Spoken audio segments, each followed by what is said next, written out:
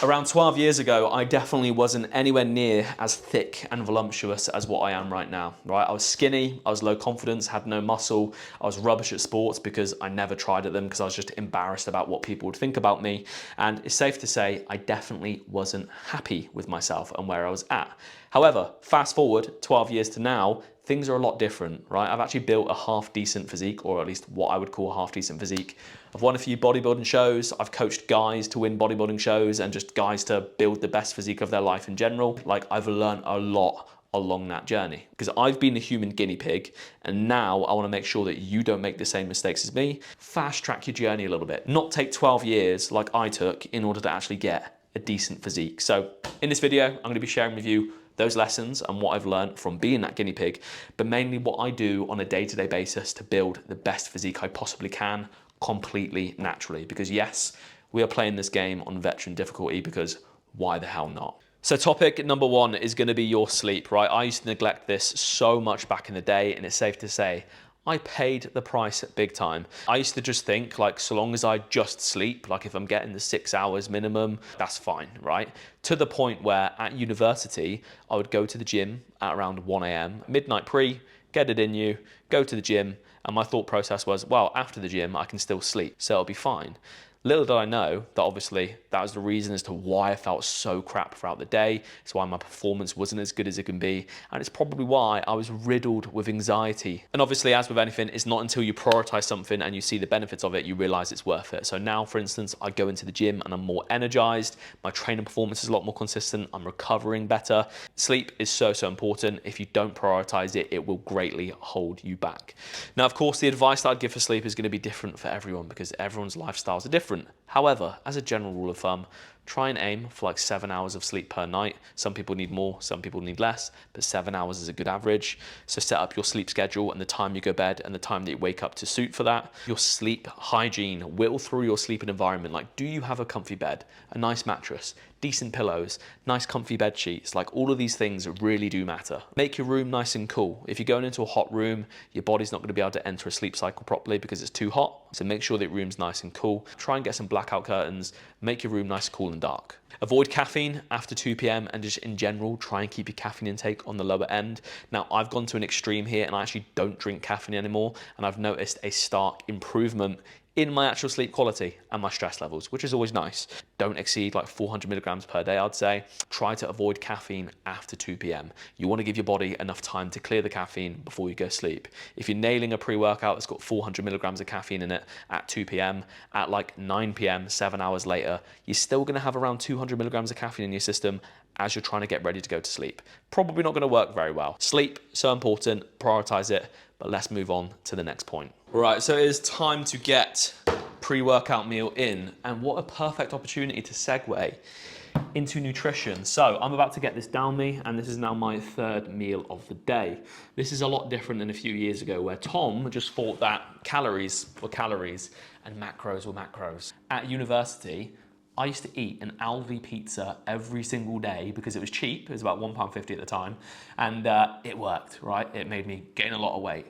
But in that process, I felt crap, I was bloated, I looked awful. Like, I'll slap a little photo up on the screen right now, you can see for yourself. Felt awful, looked awful. Going to the gym after eating a pizza about half an hour before, not good, bro.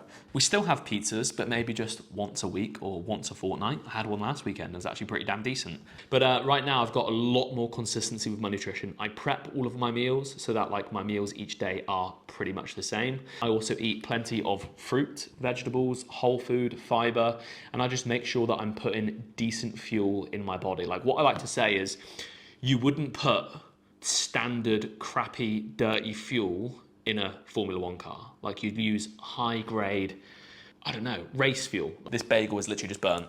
Pick foods that you actually enjoy, because if you enjoy them, you're gonna wanna stick to them for a long period of time, and that's how you get results. Make sure that the foods that you're picking are actually whole grain, whole foods, healthy foods, fruits, vegetables, healthy fats, because if you eat well, you feel good, and if you feel good, you perform better. Remember, race car. And finally, as well, just make sure that the timing of your nutrition is consistent in the day.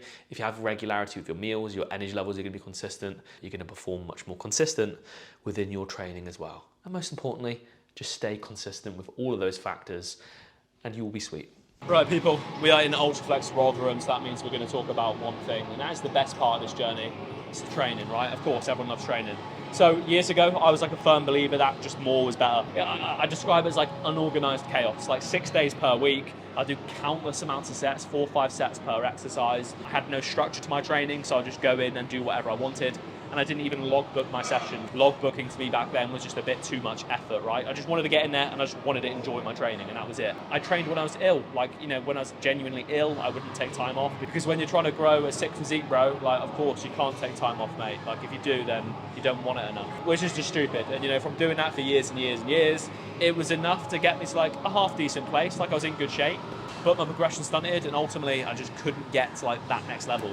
So it took me a long time to realize that more is not necessarily better. Sometimes less, but executed very well, is actually a lot more effective. So that's what I do right now. Like, I've stripped my training back to like 5 days per week. I logbook all of my sessions, so I know exactly what I need to do for every single training session.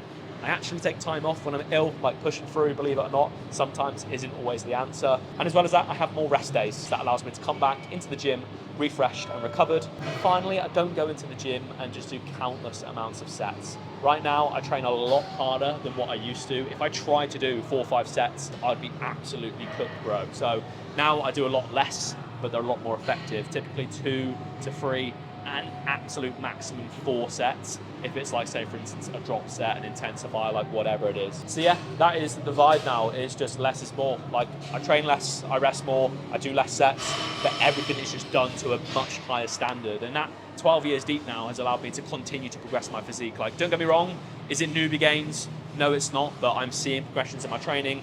I'm seeing that reflected in my physique. And 12 years deep, if I'm still seeing that, then we're doing something right. So advice to you, more is not always better.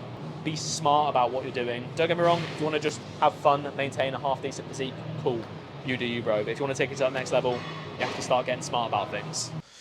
Right, that is leg day wrapped up. Fantastic session, and we're now just getting in some steps in the evening now, like I do pretty much every single evening. And that brings me on to the next topic of this video, which is your routine. And that is what I didn't have a good few years ago, but it's been absolutely fundamental over the last few years of my progress, not only in my physique, but in my business and just life in general, right? Young Tom, very minimal responsibilities, obviously just being able to go to the gym whenever he wanted, go to sleep whenever he wanted.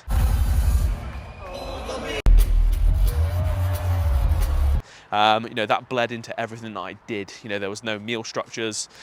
Everything was just a lot more chaotic and stressful, right? When you get a little bit older and you have more responsibilities, you need that routine and you need that structure, because if you live a chaotic life, it's a stressful life. And if it's a stressful life, that is not going to be conducive for good bodybuilding and physique development and just being time efficient with things. You'll miss meals, you'll miss your steps, not have time for cardio. Being routined and disciplined is so important in order to make sure that you're ultimately able to hit your targets, but also living a much less stressful life. So every single morning, I'll wake up at the same time, I'll go to bed at the same time. I'll go for a walk in the morning, a little walk in the treadmill in the gym, and then a walk in the evening before I go to bed. I'll have my meals pretty much the same time every single day, and I'll go to the gym at a similar time each and every single day as well. And of course, life happens, nothing's going to be perfect, but I try and maintain that routine as much as possible. So it's a lot less stressful, it's a lot more enjoyable, you get a lot more done, and it's been a huge contributor towards just my progress, not only my physique, but in life in general. So yes, guys, it is not magic, right? I do not have the secrets to tell you. There is no hacks to this physique development bodybuilding game. I think the main thing that I've learned from my 12 years now on this journey has been building an incredible physique is not about driving yourself into the ground, doing more, or trying to be perfect. It's just about nailing the basics. Your sleep, your nutrition, your training, and also your routine. If you can do them well for a long period of time, you will be just fine. If this video was of use to you, maybe you got some value from it, hopefully, because that's what I want, then maybe consider hitting the thumbs up button, because it does help a lot. And even if you really liked it, hit the subscribe button and you'll be sticking around for more content like this in the future. But I appreciate anyone that watches. I'll catch you in the next one.